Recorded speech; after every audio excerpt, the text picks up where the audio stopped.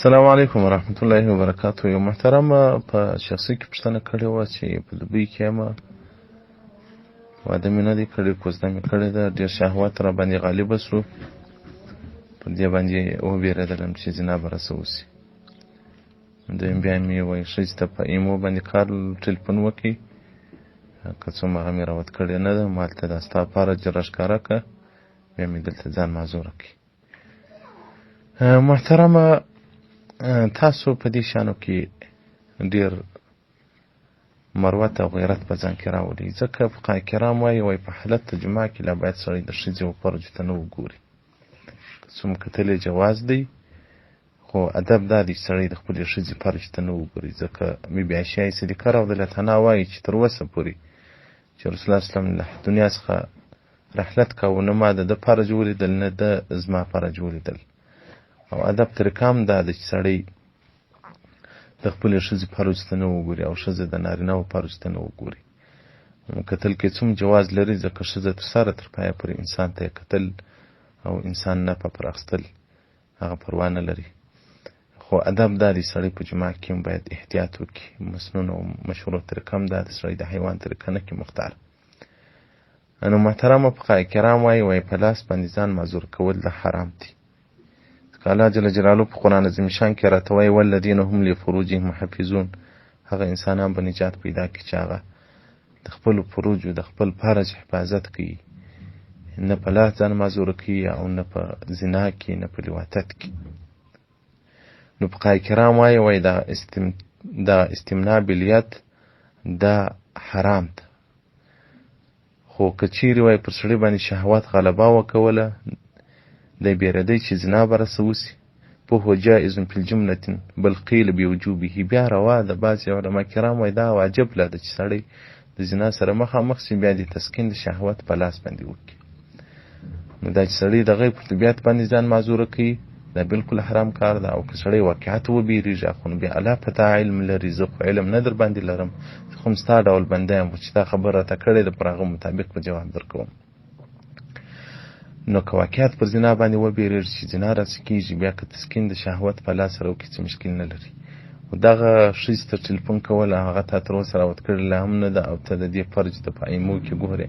تا محترمینو، دا ما ښځه دونه بې ادبه کوي چې بیا په ژوند کې اختلافات سره جوړ کړي، ځکه په دا شریعتو کې په سنتیاتو کې هغه یو عجب اداب او خوند پروت دی. زما یو انډیوالو ډاکټر قریب مو، نو ده کوزده کړې وه، نو بیا به ټلیفونان کوم. دا ټلیفونان که څوم د ښځې سره پروا نه لري چې خپله معاینه دي، د خپل حرم دي خبرې ورسره کوي، خو دا یو حیثیت د له مابین ځي او هغه کم ادب دی له مابین ځي. نو واقعیت هغه و چې بیا د واده را وکړي، واده یې وکړي، بیا د ما ته ویلو له دیوبندي مولوي صاحب هغه ستا خبر ده، هغه زموږ ستر کللی دی، زموږ حیثیت کللی دی، زموږ ادب له مابین څخه کللی دی. دا هغه ټول د ټلیفون مشکلات و.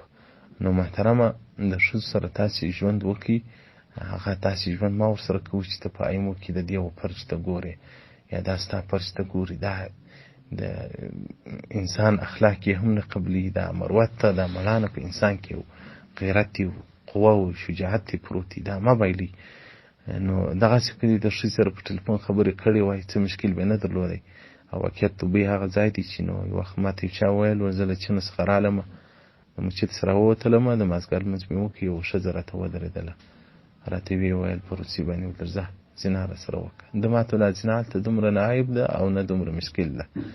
نو که چیرې وبېرېدلست چې زنا راسه کېږي، بیا که په لاس ځان معذور کړي څه مشکل نه لري، خو لیکن د شهواتو د کنټرول لپاره د بیوي نفسه زموږ سره شته.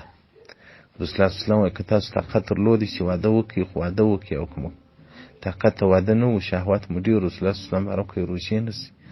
روژې سخت د انسان شهوت، سخت د نفس کمیش په کمی په راځي، او سخت ثواب هم لري، بیخي ډېر ثواب هم لري. محترمه، بیا روژې شروع کړه او قبر په سترګو کې یاد لره، ځکه رسول الله صلی الله علیه وسلم وایي تاسې قبر در په یادوئ، هغه څه در په یادوئ چې شهوت ختموي. نو چې د انسان قبر په سترګو کې تصور وګرځېږي، بیا د پردۍ نجونو ته نه ګوري، بیا زناوې نه کوي. او دا چې اوس زموږ حاجیان صاحبان په دوبۍ کې په نارواو باندې اخته دي، سبحان الله، سړی اوس وکړي څه؟ دا به ورځ یو چا لکه راچی څخه یو ښځې رنګ راته ووه، مولوي صاحب زما خاوند په دوبۍ کې د زناوې کوي، دلته چې راسي په واټساپ کې دغه پردیو ښځو سره غږېږي، ته ما ته ویدی دا مې شی راوښیي چې دا زما سړی سم سي. سبحان الله، زموږ دغه د خپل اهل سره دومره بې وفایي ده، پر پردیو اخورانو باندې سرونه کښته کړي، خپل پاک حریم خپل پاک اهل یې پرې ایښي په پردیو نجونو باندې. بیا یې ورځ راسي الله به حساب ورسره وکړي. نو موسوعة الفقهية صفحة 8 مباحث الاستمناء جلد نمبر 4. نو محترمه، که دا ستا غالب ګمان چې زما څه زنا کېږي، که دا لاس باندې ځان نه کړم معذوره، بیا څه مشکل نه لري. او که داسې صرف یو وسوسه یي، شهوت د پکۍ خوند په اخې بیان عظیم جرم د ما یې کوو محترمه. او ډېر ځانونه وساتئ په د خارج کې چې مسلمانان دي په دا دوبۍ کې دي، ډېر ځانونه وساتئ. الله دې ستاسو حفاظت وکړي، د سترګو هم د لاسو هم الله جل جلاله هم وساته. الله مو دی وساته لکه ابراهیم علیه السلام چې په اور کې وساتئ. الله مو داسې وساته له موږ سره لکه یوسف علیه السلام چې وساتئ. الله مو داسې وساته چې پر هېڅ ګناه باندې زموږ سره قدرت نه کوي. دا موږ به دعاوې درته کوو، تاسې مو الله ته ډېره زارۍ کوئ چې یا ربه په داسې فتنو په دا ور کې الله ستا فضل غواړو. السلام علیکم ورحمة الله وبرکاته.